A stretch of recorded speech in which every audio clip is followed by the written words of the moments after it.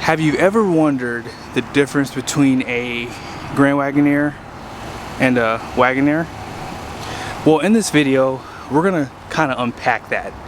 So on the right here, you have this ridiculously expensive Grand Wagoneer, and on this left side, this is my wife's Wagoneer. Now, I am so glad this thing was not here when we picked up this, because I think my wife would have wanted me to buy this for her, and I would not have been upset with her if she did.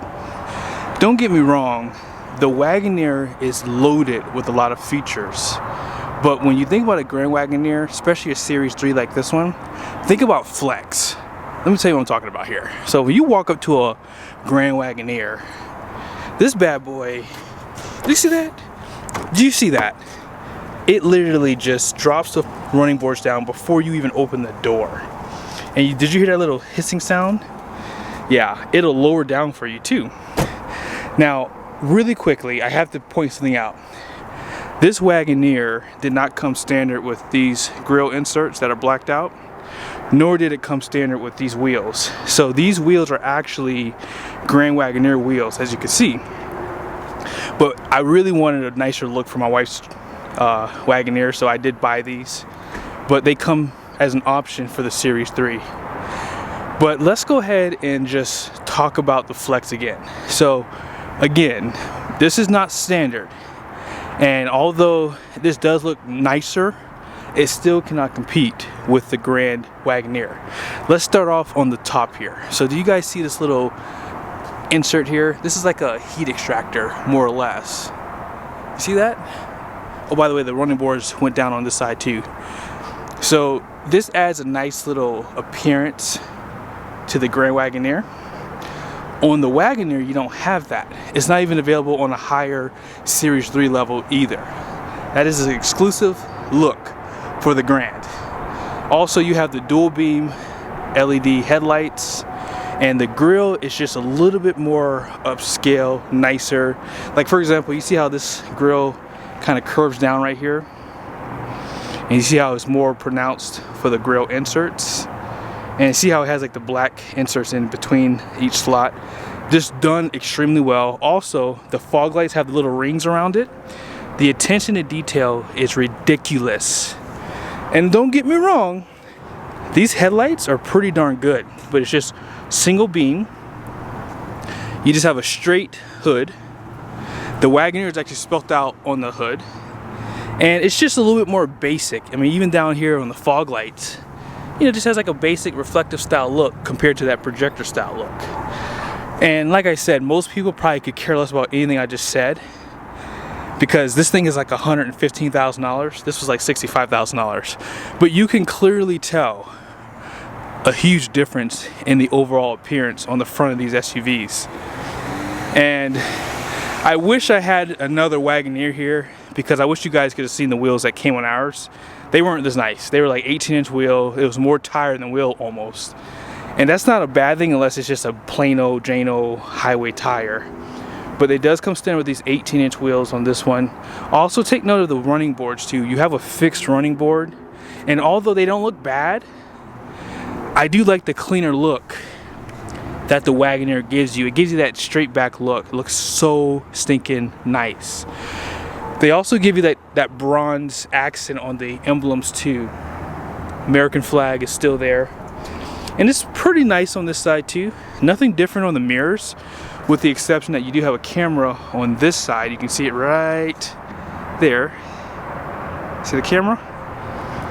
And let's go back up front really quickly, because here's another flex on the Grand Wagoneer. So if you lock the door, you know, nothing special, right? Let's go over here to the Grand Wagoneer. Let's see what it does.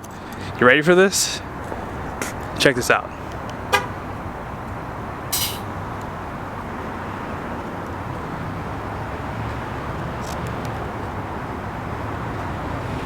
So it has like a really cool animation with the headlights. Super awesome. And again, you know, they don't have to do that. You know, they just do that because they can. And you're spending $115,000, so they probably should do it, right? And I thought I was done with the front, but I'm not. So you do have a forward-facing camera. This one does have the radar cruise control. Oh yeah, night vision's right here. And you see that little platinum, aluminum, whatever you want to call it down here. If you get a higher trim level on the Wagoneer, like a Series 2, they do add that same little accent piece there too. But overall, there's no denying the overall appearance on the Grand Wagoneer. It's the little things that count, and you see that. There is a parking sensor off on the side here. Hopefully you guys can see it. I have the same one on the Wagoneer. And as far as the smart key system goes, you do have them on the front doors. However, you do not have them on the back doors for the Wagoneer. On this side, you can lock the doors from the back doors. I like that because if you have younger kids or older parents that need help, it's easier just to go to that door as opposed to have to go to the front one. I know it's not that far, but the convenience factor is needed sometimes. You have that chrome around the windows, and most people probably don't like that, but it does add a lot of class to this too. And you have the same thing, but you don't have it around. Now most people might like the blackout a little bit better because I don't like a lot of chrome personally, but this does look really good and I'd be okay with it. Now take note of the bumpers too, how they're all painted. On the Wagoneers, they give you this two-tone, and it doesn't look terrible, but it does kind of take away from the overall design in my opinion. So I do like the color match better, especially with those running boards. Now you do have a sensor on the side here, but not on the Wagoneer. And these taillights are decent for the Wagoneer. They're okay.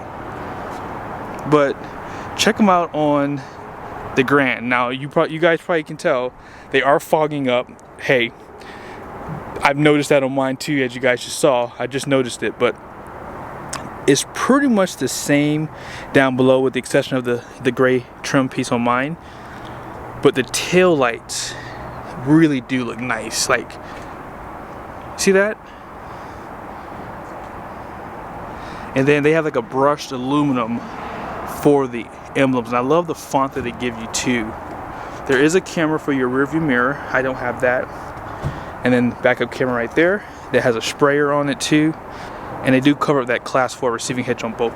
But that's pretty much everything I can show you guys on the outside that really matters. I mean, if you want to go into the weeds, I mean, obviously you do have more of that polished, brushed aluminum around the windows. I think I kind of like the black better. And see, this does have like that brushed look too also. I just noticed that. But yeah, this is such a nice exterior design compared to the Wagoneer. But here's what we're gonna do. I'm gonna show you guys my interior first. Mine's a little bit dirtier, so bear with me on that regard. I need to clean my wife's car. But let's go ahead and check out the interior. Nothing wrong with the Wagoneer's interior. You have soft touch all in the right places, right? Leather's even down here, but this is all hard plastic. Alpine, this is just your vinyl, not vinyl, it's like a leather wrapped, which is vinyl. Leather wrapped steering wheel. You have some nice stitching in there too. You can kind of see that color, it's like a grayish color. Nothing wrong with this interior. You have power pedals down there, seating controls there. Seats are nice and bolsterous. I mean, check out the center console here. You have a digital cluster. Man, I'm starting to fall back in love with mine again. 10.1 inch display. There it is, 10.1. A little bit of storage down there. This is all black. I don't have air suspension, anything like that. Cup holders. And then storage right there. Look at the trim pieces. Look at the door cards. There's no sunroof. None of that stuff. But this is not a bad interior. You know, check out your controls for the steering wheel. This is, however, power. Keep that in mind when I go over to the Grand, okay? And let's go out back. And I almost forgot to, heated and ventilated seats, heated steering wheel, they do come standard on the Wagoneer. Here's the back. Like I mentioned, it's a little dirty in here, so I apologize. And here, let me just pick this stuff up. Here's some of your controls back here for your climate.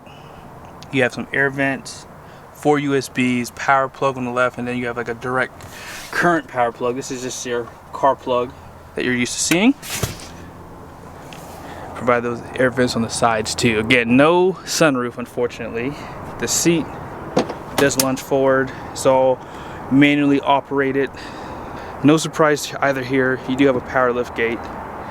You almost expect that on a full-size SUV now. If you want to lift these seats up, you got a lift right here, and then they provide this right here to push it back down. There are Type A and Type C USBs, air vents on both sides. Okay, power plug right there. And they have a little subwoofer, and if you want to put that tailgate down, you push that button here. Now when you step inside of a Grand Wagoneer, they don't put seat controls on the side of the seat because that's too hard. You can't see the buttons, so they put them right here for you. So you can control your headrest. Look at this, you can control your head, you can push them out, you can push them up. Everything's controlled right here. You want to control the part of the seat here. Oh yeah, I didn't have this, by the way. You see how that little piece going up and down? Yeah, I don't have that. The stitching's nicer. Oh, and this is all wrapped in leather too. There's no hard plastic on this door. This one does have that metal trim piece too. You can get wood if you'd like. This has seat massagers. I didn't have that either. Even look how the door handle opens. You have auto up and down for front and rear. On mine, it's auto down for the rear, but you have to hold it to go back up. And power steering column. Let me talk about that for a second. If you set your seats up for memory, this will remember the height.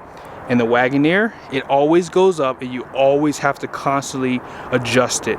Very stupid. I don't know why they did that. I would trade that in just for that one reason, because it's annoying.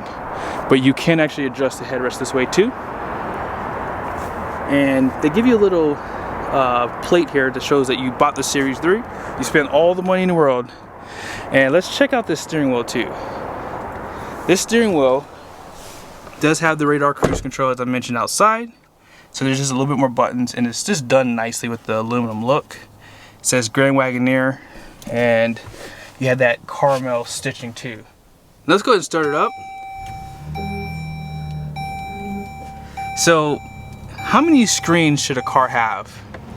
Don't ask Jeep, because they'll tell you you'll need a lot. So, screen, screen, screen, screen, screen. Oh yeah, this is a screen too. There's no denying. Oh, and you have heads-up display too, by the way. You have heads-up display. 12-inch display. I believe this is the same size as mine, but there's more information. And this interior, yeah, insane. Air suspension. And if you want to flip the screen up, you have some storage and all your USBs behind the screen. Really nice little design there. You have all your heated and ventilated seats, and the trim pieces in here are super nice. The dash, leather. This is pretty much all the same, with the exception of you have a sunroof, or I should say panoramic sunroof, and you have a suede headliner. They wrap your handles on the side here in leather. It just goes on and on. I know that a lot of people are like, I would be happy with the Wagoneer, and don't get me wrong, I'm happy with mine. I would love to have this for my wife, but this is a lot of money. It's a lot of money. You have a, oh yeah, I forgot, you have a little ice box in here. Push the button, and this will cool down so you keep your drinks nice and cold, or whatever your beverage is. You just can't drink and drive. And don't get me wrong, like, the passenger has just as much luxury as the driver now. So this seat, obviously you can control pretty much everything. I'm gonna put it down a little bit. We're gonna play with this little screen over here. So if you push this button, actually that's the wrong one. Sorry, it's the wrong button. It's down here. It will turn this screen on. So I don't like this because my wife always gets mad at me when I'm driving fast or whatever. I'm gonna turn this up just a little bit for you guys. And let's go to home. You can swipe to the right and you can do navigation. This is basically a co-pilot for the Wagoneer. So if you're driving and you need to change the address or whatever, you can do everything off of this screen here. Super nice. You even have the camera views here. You have a fam cam, and you can point to wherever you want to see, and then you go back to that rear view. This does have 360 camera, as I've mentioned outside. You have cameras on the mirrors, so if you hit vehicle, surround view camera. I actually had to look for it for a second there. And then you have different camera views. This stuff is available for the Wagoneer, but most of these things come standard, and I love the 12-inch display. So much bigger, so much nicer personally. I would rather the 12-inch, which is not available for the Wagoneer. And you have this little screen down here, so you have split screen, so you can keep this stuff open and have your navigation on up here, right? There's just such a lot of cool features that this has. The air suspension alone will help with the ride, and if you tow a trailer, it'll auto level back up. And this one will park itself. I mean, there's just so many different things. I can go on and on and on. But again, the fit and finish, and the seats are a lot nicer. This has the Macintosh sound system, which if you love music, you would love this sound system. This is all wrapped in leather. There's not a lot of hard plastic, if any, inside of here. And I mean, one thing I love about the Wagoneer and Grand Wagoneer is that they give you this carpet here, and it goes high up, so you know, plastic scuffs, things like that, it looks bad over time. They give you the carpet to keep it nice. Out back, the seats are manually operated back here, but that's okay. That's okay. But you can control the climate off of this screen here. You still have the USBs and power plugs that you guys saw on the Wagoneer. Just push on, and then all this can be controlled basically. Cup holders, and this is a 7-passenger too, which comes standard. Those grab handles that I mentioned all come in leather. Oh yeah, curtains back here too. And like I said, those grab handles all finished in leather. This is a super nice SUV. It doesn't get any better than this. It really doesn't. Now, let's go back to the rear here. I want to show you guys something real quickly. When you get a Wagoneer, you don't stretch out to go grab handles. You just push a button. So you want to drop the third row or lift it up. There it is. Or let's just say you want to drop the seats in the second row. You can do that from here. These third row seats are power operated. Well, I don't know why they don't give it to you that way in the second row, but you have to manually operate the second row. But the third row, you can recline it. You can drop them down by power, pretty much the whole 9. And there is still a little bit of storage under here too. Oh yeah, this one comes with those roof rails too. They don't come with the Wagoneer. But I hope this video was helpful. One thing I always do on my channel is I show you guys the payload. So if you're gonna buy something like this for towing, that's the only thing I'll say about this, is you're gonna lose a lot of payload. So here's the payload for this one. It's 1,447 pounds. I guess you don't lose a lot of payload. That's actually pretty darn good. This is basically the GVWR, so it's 7,700 pounds. And it has an axle out back at 4,500 pounds and 3,900 pounds in the front. So this is pretty much set up for towing. If you want to tow something, this has the Hurricane engine. I have 1,608 pounds of payload. So I don't have that much more than the grand. But yeah, this has a 7,650 pound GVWR, so the GVWR on the Grand Wagoneer is higher.